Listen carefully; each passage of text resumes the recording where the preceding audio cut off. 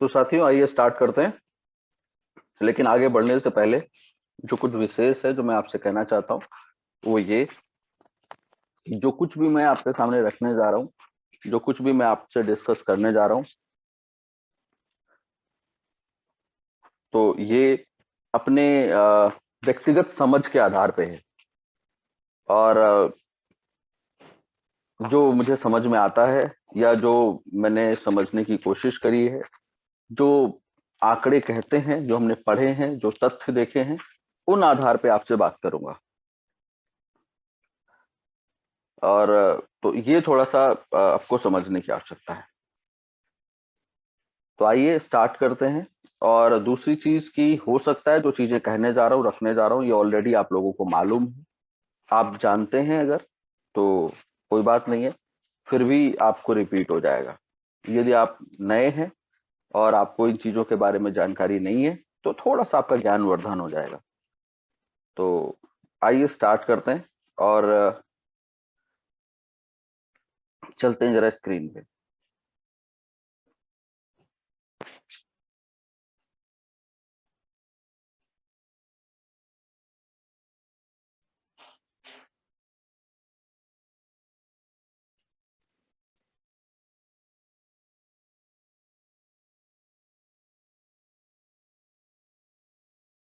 वैसे तो बहुत सारे लोगों से कहा था कि आज रात में भी कहा था और ऐसे भी मैसेज दिया था कि आज का सेशन थोड़ा सा मिस मत करिएगा, आपके काम का हो सकता है।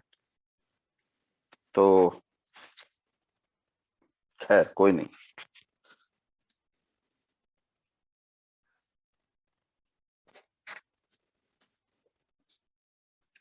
कहते हैं सर, जब कि हम बात करने जा रहे हैं क्रिप्टो करेंसी की इंडस्ट्री के बारे में, तो आज इस इंडस्ट्री में अगर बात करूं तो जो मदर कॉइन है, जिस कॉइन के इर्द गिर्द आज ये इंडस्ट्री घूम रही है, और जैसा कि रेगुलर हम डिस्कशन करते हैं बिटकॉइन को लेकर के, तो बिटकॉइन एक ऐसा कॉइन जिसके चारों तरफ इंडस्ट्री कहते हैं ना घूम रही है। आज 40% से ज्यादा डोमिनेंस इस अकेले सिंगल बिटकॉइन का है। और जो कुछ भी आज आप इस इंडस्ट्री का जलवा देख रहे हैं वो कहीं ना कहीं उसके पीछे बिटकॉइन का सबसे बड़ा रोल हम ये कह सकते हैं। और उसी से सब कुछ आज चल रहा है। तो जरा आज बात करेंगे बिटकॉइन को लेकर के ही, और इसके कुछ फीचर्स जानने की कोशिश करेंगे। और उसके बाद ये भी डिस्कस करेंगे कि अभी जो दिख रहा है बिटकॉइन को लेकर के, जो चीजें समझ में आ रही हैं, जो मार्केट आप देख रहे हैं, तो उसको जो सिचुएशन बन रही है उससे क्या चीजें निकल के आ रही हैं, उन पर भी एनालिसिस करेंगे। तो थोड़ा सा मुझे लगता है कि ये सेशन आपके काम का हो सकता है। और दूसरा, कुछ चीजें ऐसी हों, अगर आपको लगता है तो आप अपने मोबाइल के नोट पैड में या फिर अपने कोई बुक कॉपी वगैरह, पेन वगैरह है तो आप नोट भी कर सकते हैं। कहते हैं जब सतोशी मोटोनाका ने, अब सतोशी मोटोनाका तो आप जानते होंगे मुझे लगता है, 2009 में बिटकॉइन बनाया, तो उन्होंने एक ऐसा डिसेंट्रलाइज डिजाइन बनाया जहां किसी पर्सन या ग्रुप ऑफ पीपल के, जो कहते हैं ना, जो भी लोगों का समूह रहा होगा है, उनके इन्वॉल्वमेंट के बिना बिटकॉइन डिस्ट्रीब्यूट हो। मतलब किसी मीडिएटर के बिना। जैसे आप किसी दूसरे फिएट करेंसी में देखो तो बहुत सारे मीडिएटर हैं जब आप ट्रांजेक्शन वगैरह करते हैं।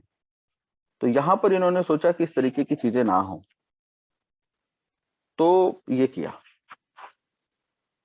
और ये जो आइडिया था, ये आइडिया था बिटकॉइन माइनिंग का, कि बिटकॉइन माइनिंग के जरिए जो है ये आसानी से हो सकता है बिना किसी मीडिएटर को या किसी को, बिना किसी को इन्वॉल्व किए। और जहां पर जो बिटकॉइन माइनर्स जो होते हैं, जब वो ट्रांजैक्शन कंफर्म करते हैं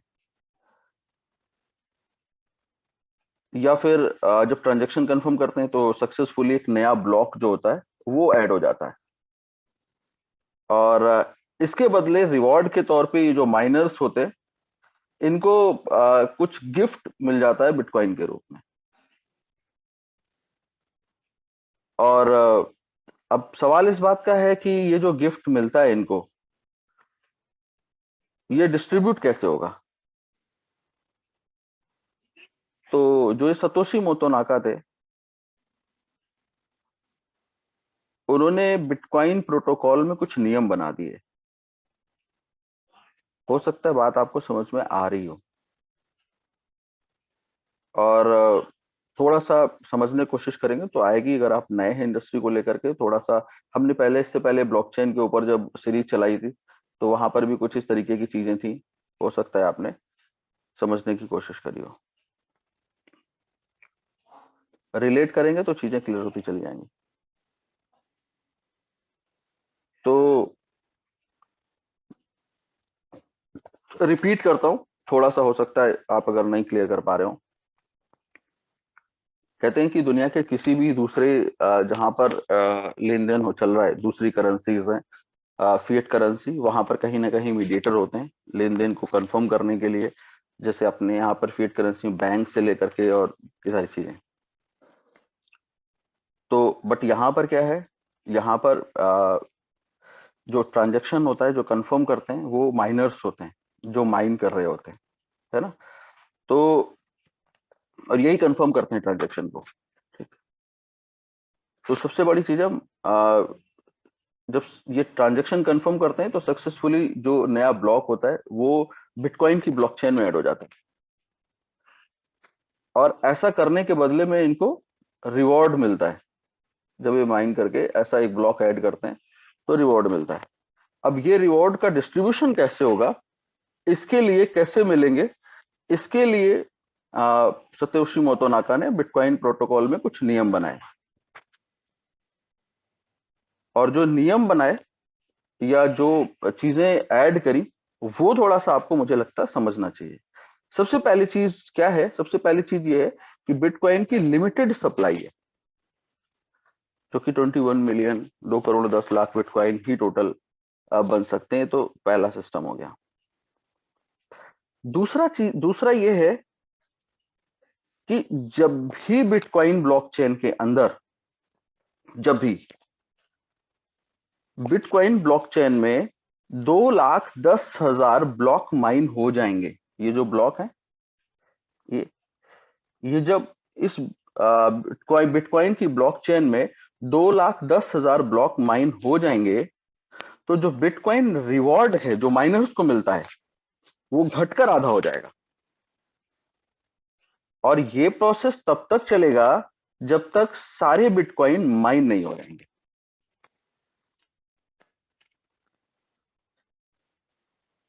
ये 2,10,000 ब्लॉक माइन होने हैं, मैं बिटकॉइन की बात नहीं कर रहा। ठीक है। जब जब ये माइन हो जाएंगे तो बिटकॉइन रिवॉर्ड आधा हो जाएगा हर 2,10,000। और ये जो मतलब जब भी ये आधा होगा, ये एक प्रकार का इवेंट जैसा है। तो इसी इवेंट को बिटकॉइन हाल्विंग कहते हैं, जहां पर बिटकॉइन का जो रिवॉर्ड है वो घटकर हाफ हो जाता है माइनर्स के लिए। तो इसे बिटकॉइन हाल्विंग कहा जाता है। अब शुरुआत में जब बिटकॉइन 2009 में स्टार्ट हुआ, तो एक ब्लॉक माइन होने पर 50 बिटकॉइन रिवॉर्ड मिलते थे। ये आप देख पा रहे होंगे स्टार्ट में। उसके बाद जो फर्स्ट हॉल्विंग हुआ, जो इवेंट हुआ, वो 2012 में हुआ, जहां 50 से, कहते हैं ना, जब 2,10,000 से फिर 2,10,000 माइन हुए ब्लॉक, तो कंप्लीट हो गया। तो फर्स्ट जो हॉल्विंग हुआ, वो वहां पर 25 बिटकॉइन मिलना स्टार्ट हो गए रिवॉर्ड पे। पहले कितने थे? 50। अभी कितने हो गए? 25।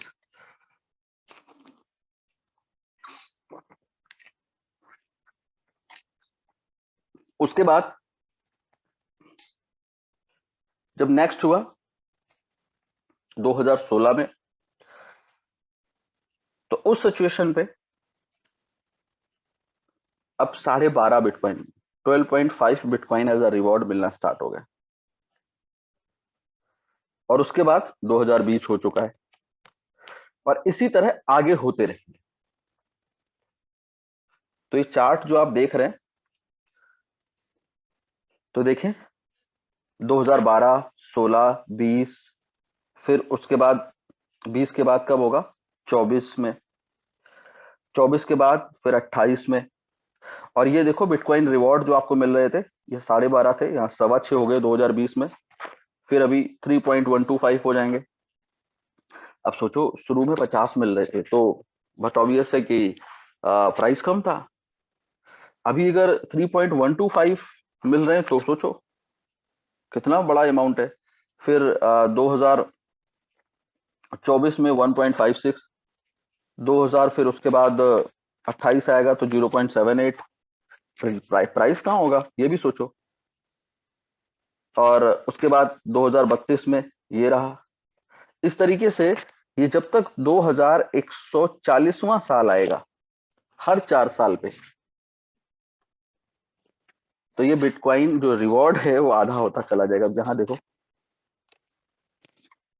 अब इसका मतलब है ये समय जब होगा तो अब इसकी वैल्यू कितनी भारी होगी, अब आप आज के प्राइस से अंदाजा लगा सकते हैं। तो इस तरीके से हर 4 साल पे ये इवेंट होगा, और इसी तरह आगे भी रिवॉर्ड ये आधे होते रहेंगे।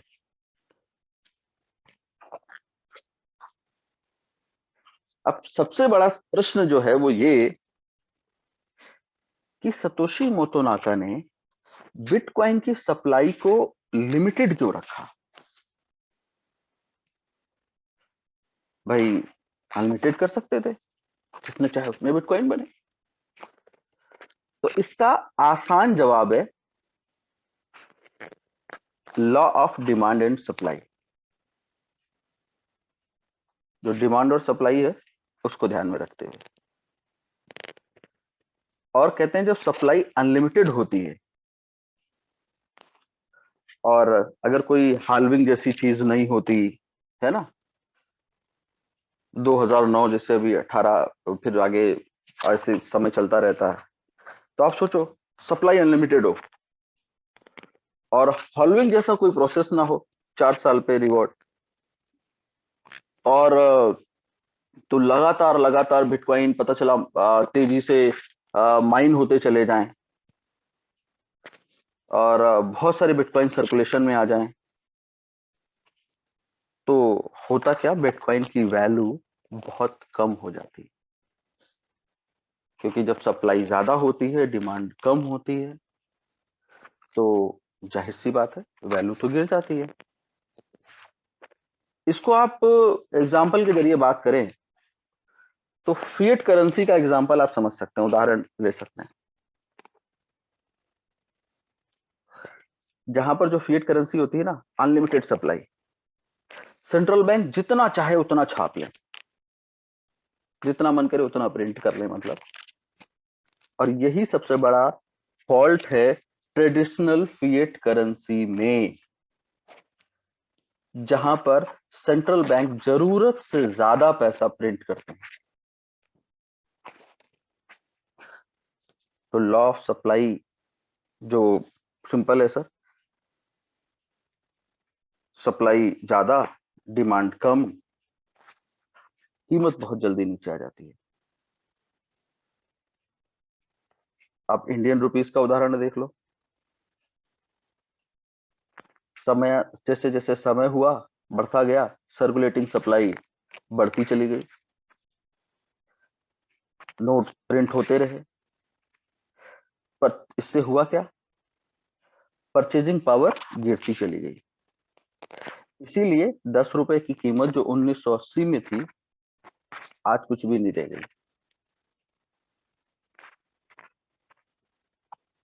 और सतोशी मोटोनाका ने ट्रेडिशनल जो फिएट करेंसीज हैं, इस फॉल्ट को दूर करने के लिए ही बिटकॉइन को बनाया, सबसे बड़ी चीज। और जो बिटकॉइन फॉलो करता है, वो जैसे कमोडिटी के अंदर गोल्ड है, बिल्कुल गोल्ड की तरह फॉलो करता है।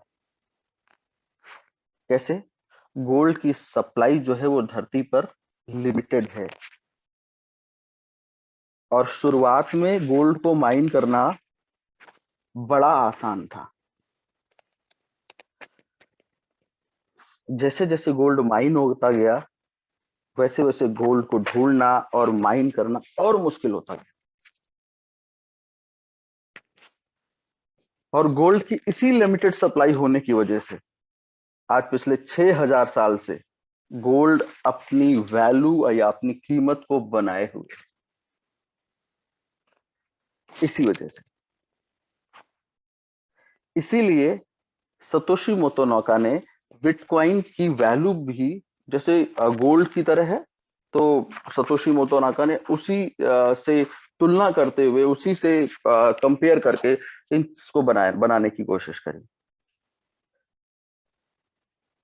आप देखो, गोल्ड की सप्लाई लिमिटेड है, यहाँ पे भी लिमिटेड है। और सबसे बड़ी चीज है, जैसे जैसे यहाँ पे गोल्ड माइन होता गया, आज आप देखें, अब पहले जितना माइन करना गोल्ड को भी आज उतना इजी नहीं रह गया। तो वैसे वैसे ही सर्च करो, ढूंढो, फिर माइन करो, सेम चीज बिटकॉइन के साथ होती चली जाएगी, हाफ होते चले जाएंगे। तो मुझे लगता है कि ये जो फीचर है विशेष तौर पे, ये आपको समझ आया होगा। और इसी चीज को, क्योंकि आज मैं जो आपसे कहने जा रहा हूँ, एक्चुअली रखने जा रहा हूँ, तो अगर ये चीज मैं आपको, ये बिटकॉइन हॉल्विंग क्या है, ये सारी चीजें नहीं शेयर करता, तो आगे की जो इम्पोर्टेंट वाली स्लाइड थी, जो आजकल कहते हैं ना कि हर दिन मैं देखता हूँ यूट्यूब पे बैठा हुआ हर एक इंसान बिटकॉइन को लेकर के कुछ ना कुछ ज्ञान देता ही रहता है। वो कहता है बिटकॉइन यहाँ जाएगा, वहां जाएगा, ऐसा जाएगा, वैसा जाएगा। और आज जो स्थितियां बिटकॉइन के संदर्भ में आप चार्ट पे देखते हैं या मार्केट को लेकर के देखते हैं, तो वो जो बनी हुई हैं, उन पर थोड़ा सा कुछ समझने की कोशिश थी। और ये सारी चीजें मार्केट में ही बहुत सारे लोग हैं जो अपनी अपनी तरह से गाइड करते हैं। मुझे जो समझ में आता है कि नहीं, ये वाली चीज बेहतर है, तो कहीं ना कहीं से हम उसको पिक करते हैं और आपके लिए लेकर के आते हैं। तो आप लोगों के एक्सपीरियंस के आधार पे थोड़ा बहुत मुझे जो नॉलेज है, जो वो मालूम है, वो भी मैं उसी में मिक्स करता हूँ। तो उसी आधार पे आपको सामने चीजें लेकर के आता हूँ। तो अब ये दरअसल आपको समझना है इस चार्ट को, बात जो है ये। लेकिन बिना उसके बताए ये चार्ट, मुझे लगता था कि ये बनेगा नहीं, क्लियर होगा नहीं। दरअसल ये चार्ट है बिटकॉइन यूएसडीटी का।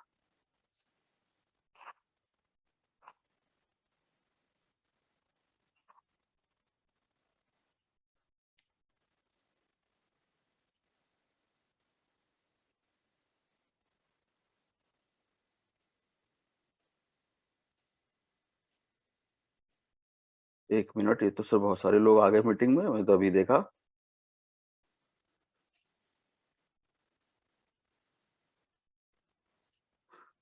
तो ये चार्ट है सर बिटकॉइन यूएसडीटी का। अब इस चार्ट को थोड़ा सा हम अपने तरीके से पढ़ने की और समझने की कोशिश करते हैं आपके सामने। और मुझे लगता है कि आपको थोड़ा सा इस पर मेरे तरीके से समझने की कोशिश करनी चाहिए। ये तरीका मेरा तरीका है सर, आपका अलग हो सकता है, और ये मेरे अपने अनुभव के आधार पे। तो देखो यहाँ पे आपको, जैसा कि मैंने अभी बिटकॉइन हाल्विंग आपको बताया, तो आप लोगों को हाल्विंग समझ में आ गया होगा बिटकॉइन को लेकर के। ये आपको 3 वर्टिकल लाइन यहाँ पे दिख रही है, ये वाली, एक ये देखो दिख रही है, ये वाली, एक ये दिख रही है, एक ये दिख, ये 3 वर्टिकल लाइन है इस चार्ट के अंदर। ये बिटकॉइन का चार्ट है।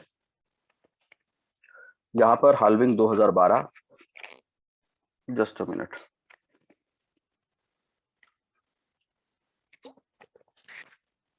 16 2020, ऐसा आपको दिख रहा होगा। इससे पहले भी मैंने अभी आपको दिखाया था कि 2009 में जब स्टार्ट हुआ तो उससे पहले भी हुआ था, बट जब 50 बिटकॉइन मिलते थे रिवॉर्ड पे 2009 में, तो वो उससे पहले से था। बट यहाँ पर वो चूंकि हमारे पास जो चार्ट अवेलेबल है ये जो है 2011 से अवेलेबल है, तो वो चीज हम उसमें इसमें नहीं दिखा पाए, तो हम 2012 से ही लेकर के चलते हैं।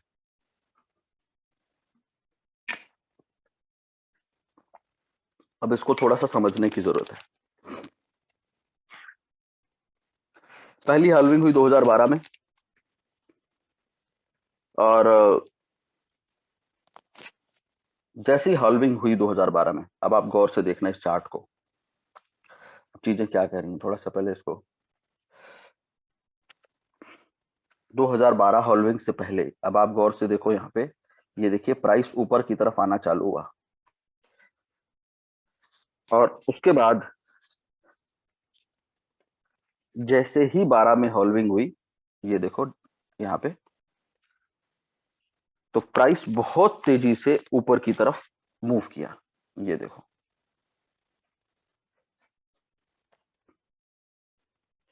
ये वो चीजें हैं जो आप देख सकते हैं और समझ सकते हैं बड़े आराम से।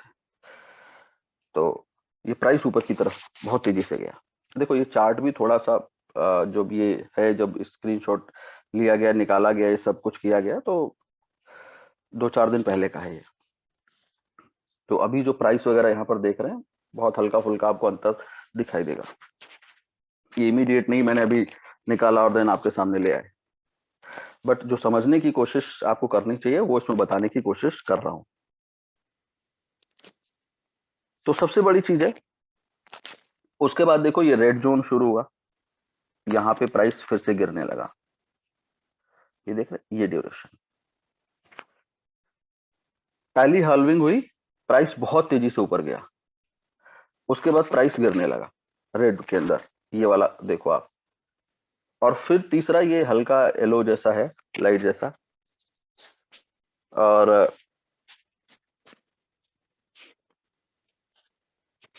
उसके बाद फिर से धीरे धीरे धीरे धीरे ये इस येलो पार्ट में फिर से प्राइस इंक्रीज होने लगा।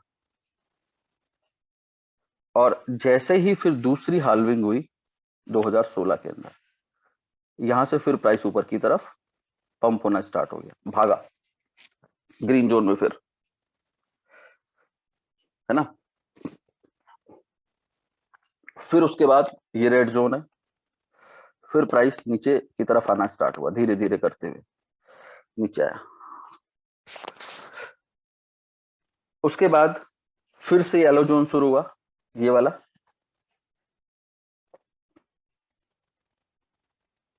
और फिर से ये धीरे धीरे ऊपर की तरफ मूव करना स्टार्ट किया इसने। और फिर नेक्स्ट हाल्विंग 2020 में हुई, और फिर ये ग्रीन जोन में ऊपर की तरफ पंप हुआ।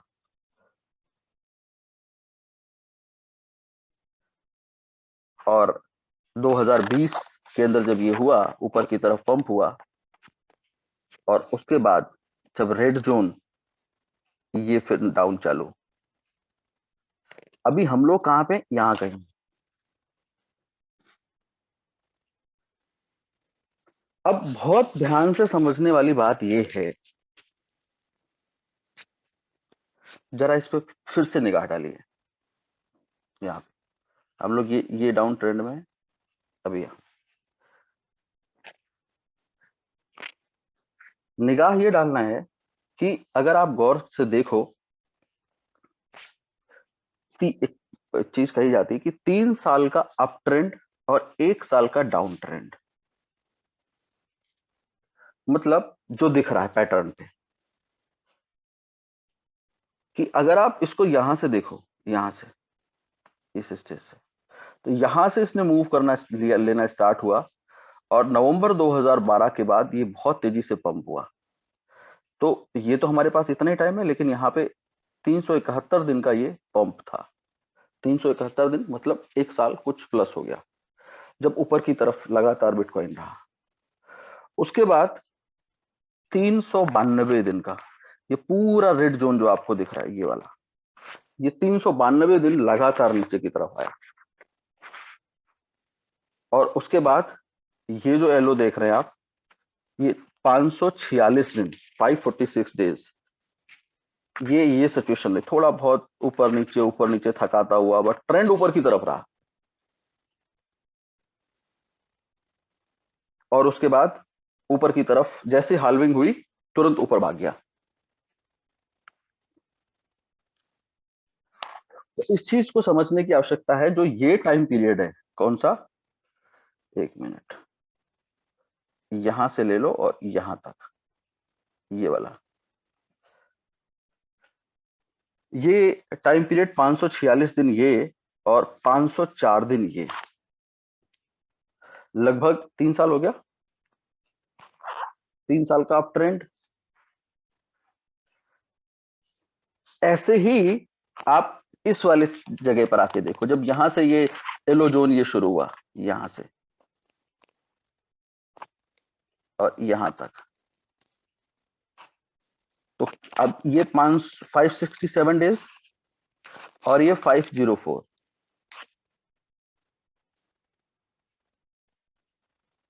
यहां पर भी ये 3 साल है जो आपको दिख रहे हैं। तो ये अगर आप देखो, 1 साल डाउन, 3 साल अप ट्रेंड, फिर 1 साल डाउन, फिर 3 साल अप ट्रेंड। अब थोड़ा सा, एक मिनट, यहां पे देखते हैं, ये दूसरी स्लाइड है, एक मिनट सर।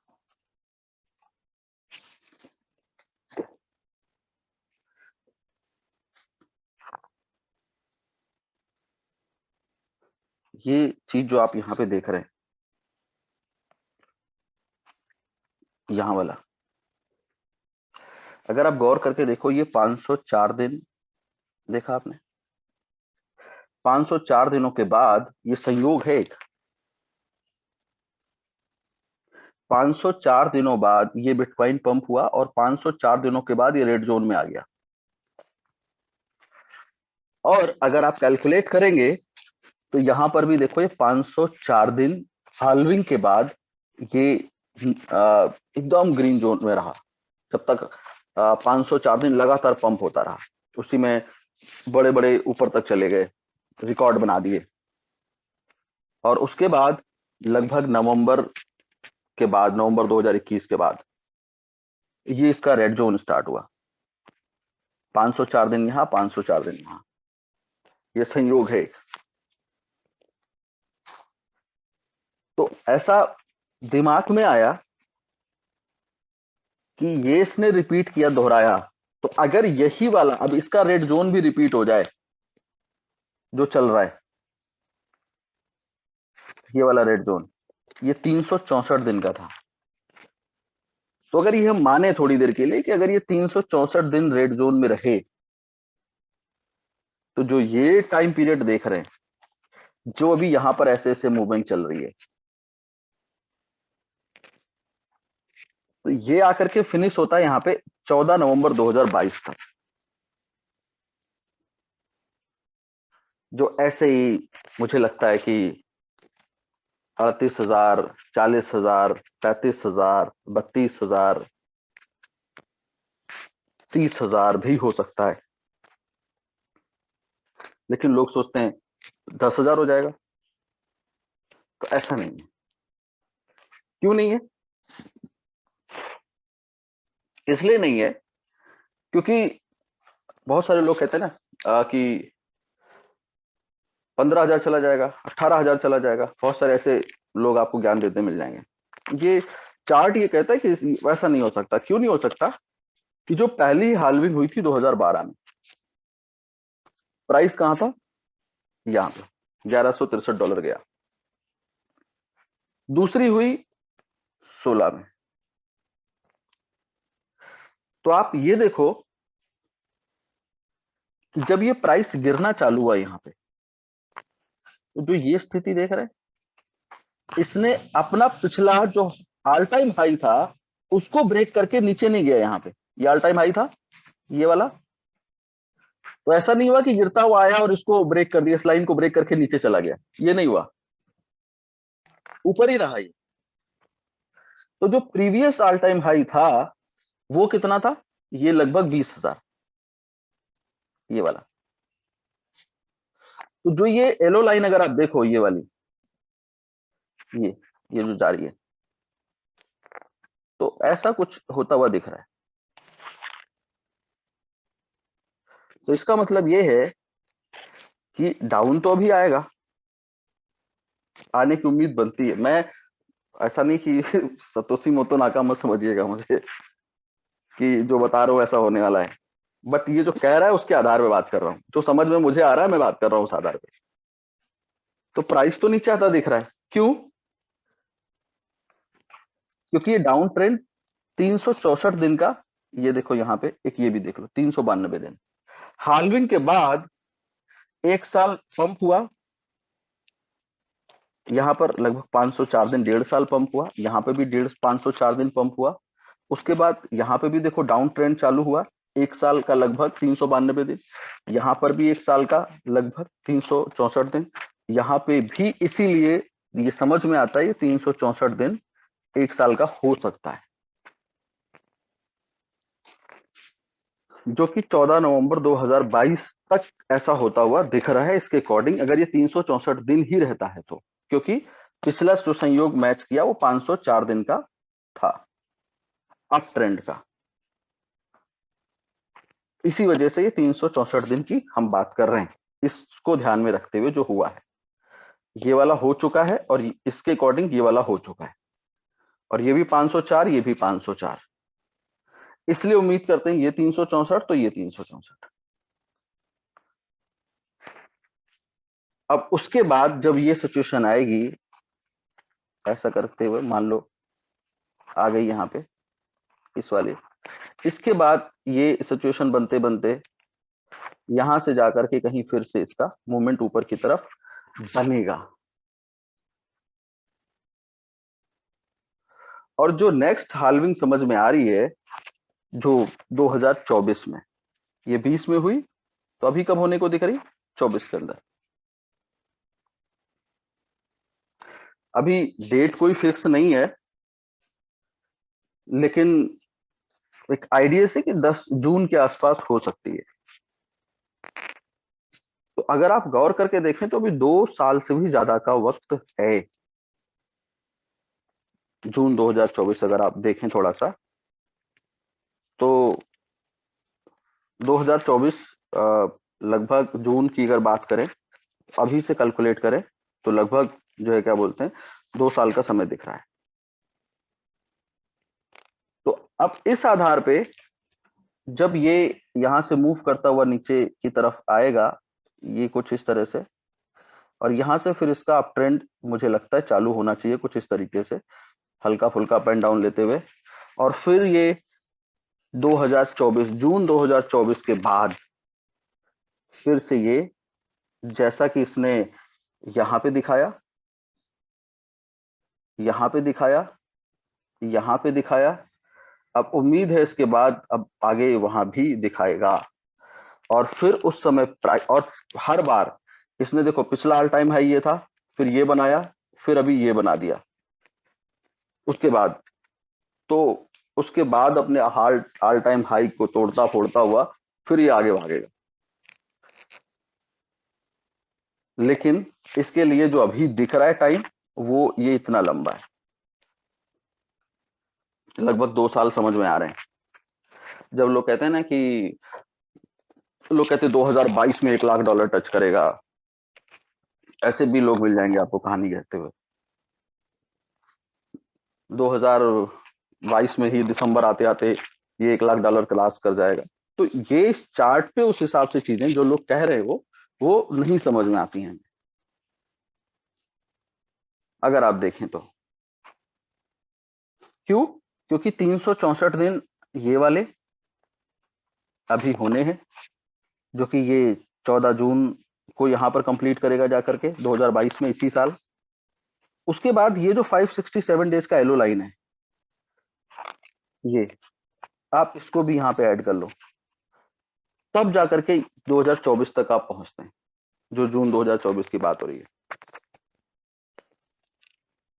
और इसके बाद फिर 24 के बाद नेक्स्ट हाल्विंग के बाद ये कहाँ जाएगा? हो सकता है, लोग कहते हैं 1 लाख पार कर जाए, वैसा भी हो सकता है, उससे ज्यादा भी हो सकता है, क्योंकि लास्ट वाला जो 2016 में जो या 2016 में जो हाल्विंग हुई थी, उस समय प्राइस था लगभग $20,000 के आसपास गया था। और उसके बाद जब 2020 में हाल्विंग हुई, तो उसके बाद जो ये पिछले बाढ़ देख रहे हैं ना, ये जो आई एक लगभग, जो कि 504 दिनों की ये रही, दौड़ रही। अब इसमें अगर आप देखें तो इसने अपना कितना खतरनाक ऑल टाइम हाई बनाया, 20,000 से सीधा $69,500 पहुंचा दिया। तो अब यहां से कितना ऊपर ले जाएगा, ये कह पाना थोड़ा मुश्किल है अभी। प्राइस वगैरह तो नहीं सेट किया जा सकता है, तो मार्केट है बताया जा सकता है, लेकिन हाँ ये लगता है कि इसके बाद फिर एक बड़ा, कहते हैं ना, होता हुआ कुछ दिखाई देगा। तो आप अगर गौर से देखें तो जो 4 इयर्स का हमने आपको ये रखा है, आपके सामने चार्ट बनाया है, या ये चीजें आपको दिख रही हैं, इसमें आपको 4 साल का जो ट्रेंड है, उस 4 साल में आपको 3 साल कुछ ऐसा, फिर नेक्स्ट 3 इयर्स फिर कुछ ऐसा, 1 साल ये डाउन, 1 साल ये डाउन, 1 साल ये डाउन। इस आधार पे मुझे यही समझ में आ रहा है कि जो ये डाउन ट्रेंड आप देख रहे हैं बिटकॉइन का, वो इसी आधार पे मैं आपसे रख पा रहा हूं, और आगे भी नवंबर तक, 14 नवंबर 2022 तक ऐसा होता हुआ दिखाई दे रहा है। हाँ ये है, लास्ट जो ऑल टाइम हाई था लगभग जो 20,000 के आसपास से नीचे की तरफ आएगा, ये अपने तजुर्बे के आधार पे मैं आपसे कह रहा हूं कि इसको ये ब्रेक करता हुआ नहीं दिखाई दे रहा है। हो सकता है ये नीचे की तरफ जाए तो $25,000 के आसपास तक हमें टच करता हुआ दिखाई दे रहा है, उसको छूता हुआ दिखाई दे रहा है। उसके बाद फिर ये ऊपर की तरफ फिर ये माहौल बनाना चालू कर देगा कुछ ऐसा, जैसा कि आप इस यहाँ पे देख सकते हैं, येलो जोन में, इस वाले जोन में देख सकते हैं। तो उसी की उम्मीद हम कर रहे हैं, और फिर उसके बाद फिर ऊपर से ले निकलेगा। तो नीचे की तरफ जाते हुए तो लोग जो कह रहे हैं कि बहुत गिर जाएगा, अभी देखना कुछ ऐसे भी मिल जाएंगे मठाधीश जो आपको कहेंगे कि एकदम नीचे पहुंचा देगा। तो ये जो है क्या बोलते हैं, इससे समझ में आ रहा है, इस चार्ट से बखूबी हमें समझ में आ रहा है जो मैंने ये चीजें रखी है आपके सामने। और जो सिचुएशन दिख रही है अभी मार्केट की, हो सकता है थोड़ी बहुत पिक्चर आपको क्लियर भी हुई हो।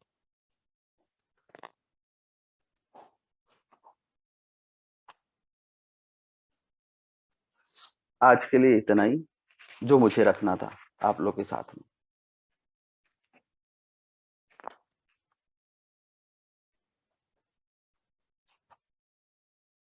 अब ऐसी सिचुएशन में क्या है,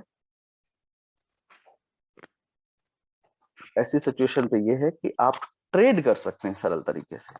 जो लोग ये कह रहे हैं कि ये कॉइन वहां चला जाएगा, देखो सब कुछ बिटकॉइन के ऊपर डिपेंड करता है। तो अब जाहिर सी बात है, जब बिटकॉइन के ऊपर डिपेंड करता है, मार्केट बिटकॉइन के ऊपर डिपेंड करती है। तो जब बिटकॉइन नीचे की तरफ ट्रेंड दिखा रहा है, तो सीबा इनू कैसे $1 का हो जाएगा? ये जो दूसरे कॉइन्स की बात हो रही है, ये अल्ट कॉइन ले लो, फलाना ले लो, यूट्यूब पे बैठे हुए बैठे तमाम लोग ज्ञान दे रहे हैं, ये सब कैसे भाग जाएंगे ऊपर की तरफ? जब मदर ऑफ क्रिप्टो करेंसी जो 40% मार्केट के अंदर होल्ड बनाए हुए है, वो नीचे की तरफ उसका ट्रेंड दिखा रहा है, और बाकी सारे के सारे जो है क्या बोलते हैं, कह रहे हैं कि नहीं साहब, मैटिक यहाँ पहुंच जाएगा, फलाना यहाँ पहुंच जाएगा। वो यूट्यूब पे बैठे हुए हर दिन कोई 5 अल्ट कॉइन आपको दे रहा है, कोई कुछ कर रहा है, ये समझ से परे है। लोग ऐसा क्यों कर रहे हैं?